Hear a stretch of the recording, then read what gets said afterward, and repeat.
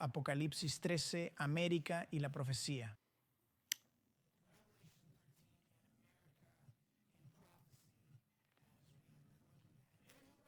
Él escribe, una imagen de la bestia. Esto es en 1851. Dijo que se debía hacer una imagen a la bestia que recibió la herida mortal. Esa bestia era una iglesia con poder civil para matar a los santos de Dios. Una imagen de la bestia sería otra iglesia con poder para matar a los santos.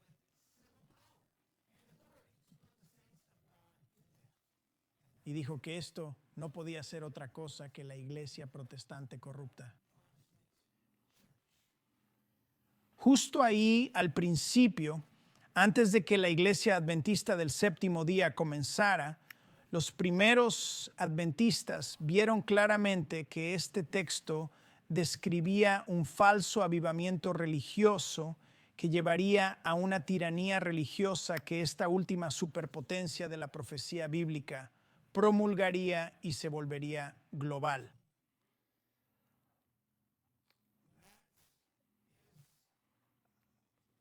Elena de White reforzó esta idea 38 años después, en el Gran Conflicto en 1888. Y ahí se ve cómo nuestra comprensión se profundiza y aclara sobre qué es esta imagen de la bestia. Sobre la imagen de la bestia en El conflicto de los siglos, Elena White escribió que para que forme una imagen de la bestia, el poder religioso debe controlar al gobierno civil para que el Estado sea usado por la Iglesia para lograr sus propios fines. Página 443 de El conflicto de los siglos. En esta cita crucial, ¿quién controla a quién? No es el gobierno controlando al poder religioso, es al revés, es lo que menos esperamos, es la iglesia controlando al gobierno. Y hay una gran diferencia, ¿verdad? La imagen de la bestia se formará cuando el poder religioso en América controle al gobierno civil para imponer cierta agenda religiosa. Según estas profecías en nuestros libros, ese es nuestro futuro y el cristianismo se vuelve dominante y autoritario en este país. ¿Puedes sentir que se acerca o es difícil imaginarlo con todo lo que hemos visto del otro lado? Elena White explicó que para ver el progreso de la imagen de la bestia, no solo escuches a los jueces de la Corte Suprema, no solo escuches a los legisladores en el Congreso. Escucha lo que dicen los pastores desde los púlpitos americanos. Esto está en la página 445 del mismo libro, El conflicto de los siglos. Ella escribe, cuando las principales iglesias de Estados Unidos, uniéndose en puntos doctrinales comunes que comparten entre ellas, influyan al Estado para imponer sus decretos y sostener sus instituciones, entonces la América protestante habrá formado una imagen de la jerarquía romana y la imposición de penas civiles a los disidentes será inevitable. ¿Cómo medimos el progreso de la imagen de la bestia? ¿Dónde observamos en las primeras etapas de su formación? ¿Son los líderes, los poderosos, los magnates o las élites globales? Según Elena de White, esto es clave. El mejor lugar para seguir su progreso es observar las principales iglesias de América. En 2025 se podrá ver sucediendo.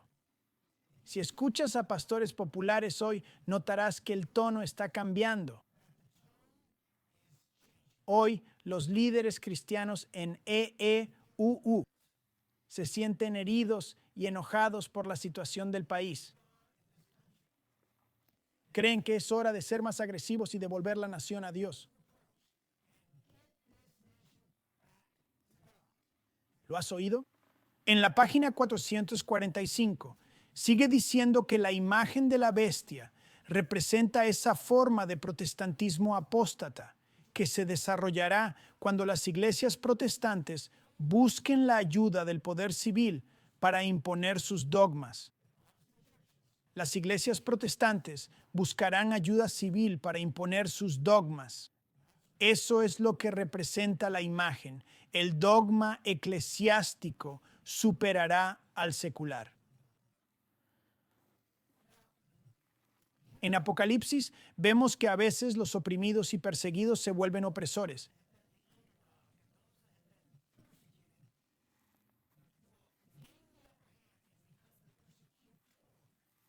Déjenme mostrarles esto directamente del texto de Apocalipsis. En el capítulo 12 se presenta un símbolo, es la tierra. En el capítulo 12, la tierra dio refugio a la iglesia perseguida. Apocalipsis 12:16 dice, la tierra ayudó a la mujer.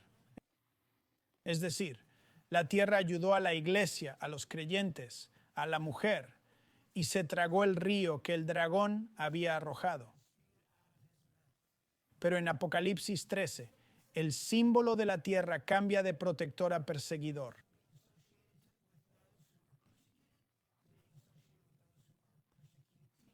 Dice en Apocalipsis 13, versículos 11 y 12, vi otra bestia que subía de la tierra. Tenía cuernos como de cordero, pero hablaba como dragón. Ejercía toda la autoridad de la primera bestia en su presencia, e hizo que la tierra y sus habitantes adoraran a la primera bestia, cuya herida mortal sanó. Así, la tierra pasa de proteger en Apocalipsis 12 a perseguir en Apocalipsis 13. El perseguido se vuelve perseguidor. ¿Hemos visto esto antes en la historia de la iglesia? La historia está llena de ejemplos, desde cristianos del siglo IV, que con ayuda de Constantino se volvieron perseguidores. Sufrieron persecución bajo Roma, pero en años ganaron control y el cristianismo se volvió el perseguidor.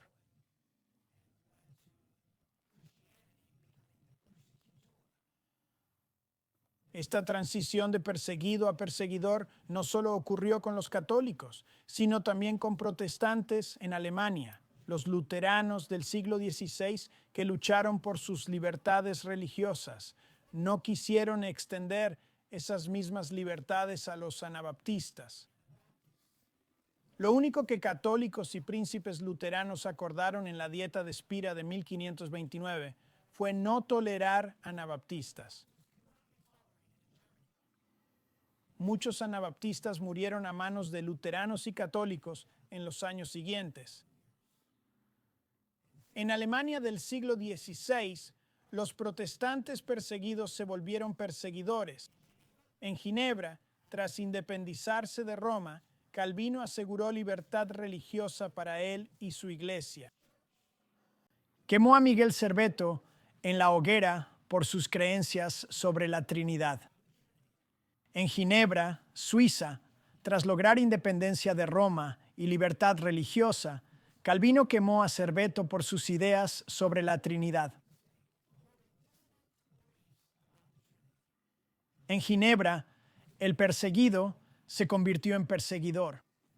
Lamentablemente, en las colonias americanas, el patrón se repitió cuando los puritanos huyeron de la persecución en Inglaterra.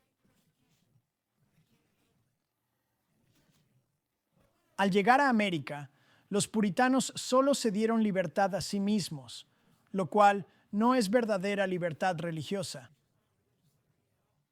Multaron, encarcelaron y ejecutaron a quienes no seguían las creencias puritanas en Massachusetts y otras colonias. También en la América colonial, el perseguido se volvió perseguidor. Pero Roger Williams rompió el ciclo al imaginar una colonia que protegería la libertad religiosa para todos, incluso ateos, judíos y musulmanes. Por su compromiso con la separación iglesia-estado, Rhode Island se volvió refugio para perseguidos de todas las creencias. Hoy, la Iglesia Adventista del Séptimo Día sigue la tradición de Williams, defendiendo una firme separación iglesia-estado. Creemos en proteger la dignidad y convicciones religiosas de todos, incluso de quienes piensan muy distinto a nosotros. Hoy, si no lo has notado, La doctrina de separación iglesia-estado es tema de intenso debate. Sentí esta tensión personalmente hace unos años en Spokane, Washington, cuando era pastor allí.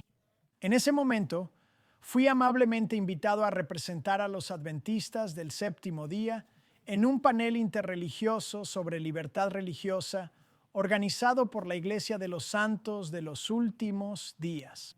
En este evento me senté entre un sacerdote católico y un gurú budista, personas con creencias muy diferentes a las mías. También me acompañaban un pastor no denominacional y un presidente de conferencia de la Iglesia Mormona. El panel fue moderado por un pastor del Ejército de Salvación. Consideré un privilegio tener la oportunidad de compartir perspectivas adventistas con esta audiencia diversa. En un momento del panel, compartí cómo los adventistas tienen una larga historia de defender la separación de iglesia y Estado, un principio traído a América por Roger Williams, pastor bautista y fundador de Rhode Island. Al hablar de la separación de iglesia y Estado, el moderador del panel inmediatamente me cuestionó diciendo: Joe, cuando hablas de separación de iglesia y Estado, te refieres a que el Estado no interfiera en la iglesia. No dices que la iglesia deba mantenerse fuera del Estado, ¿verdad? Entendí que ese pastor hablaba por millones que creen que la separación de iglesia y Estado es unidireccional. Creen que el gobierno no debe meterse en la iglesia, pero la iglesia sí en el gobierno. Y aquí es donde está el verdadero problema hoy, ¿no creen? Es aquí donde los adventistas deben conocer bien nuestra posición. En la historia de Roma, a veces el emperador controlaba al papa y otras el papa al emperador. Ambas situaciones eran problemáticas. Los adventistas creen que la separación de iglesia y Estado va en ambos sentidos. Nos oponemos tanto a que la iglesia controle al Estado como a que el Estado controle a la iglesia. Nuestra comprensión de Apocalipsis 11, la Revolución Francesa y los dictadores comunistas nos impide ser apáticos ante estados que buscan controlar la iglesia. Pero Apocalipsis 13, la historia católica en Roma, luteranos en Alemania, calvinistas en Ginebra y puritanos en América, también impide que los adventistas sean neutrales ante iglesias que usan el Estado para imponer su agenda. Dios nos dio profecías bíblicas para estar alerta y vigilantes ante amenazas de todos lados. Hoy, los adventistas enfrentan la tentación de comprometer sus principios por la política. Y aunque rechazamos las doctrinas de Babilonia, no nos embriaguemos con su política. Hoy, muchos creyentes se están intoxicando con la política de Babilonia. Es fácil, ¿no? Probar el vino de Babilonia hasta que nos relajamos con él. Sin duda, la imagen de la bestia será un proyecto moral atractivo al inicio. Esos primeros pasos para atraer a esta nación y a la gente de vuelta a Dios. Será algo que unirá a los cristianos en todas partes. Será emocionante y, sin embargo, terminará de manera terrible. Dios ha llamado a los adventistas del séptimo día para este momento. Tenemos las profecías del Apocalipsis para guiarnos en el mundo actual. No descuidemos nuestra herencia de libertad religiosa. Avancemos con más valor. No es momento de que los adventistas cambien su interpretación profética. Más bien, los adventistas necesitan nuestra herencia profética hoy más que nunca, para no ceder a las demandas de las masas. ¿Te unirás a mí en buscar al Señor con oración profunda, estudio diligente y actitud humilde? ¿Sientes la necesidad de que Dios nos guíe y fortalezca para los complejos desafíos de este año? Que Dios obre algo especial en cada uno para ablandar nuestros corazones y abrir nuestras mentes. Que no nos dejemos arrastrar, sino que permanezcamos firmes donde Dios nos ha llamado a estar. Quizás Dios te llame a fortalecer relaciones en tu comunidad o a crear nuevas amistades. Eso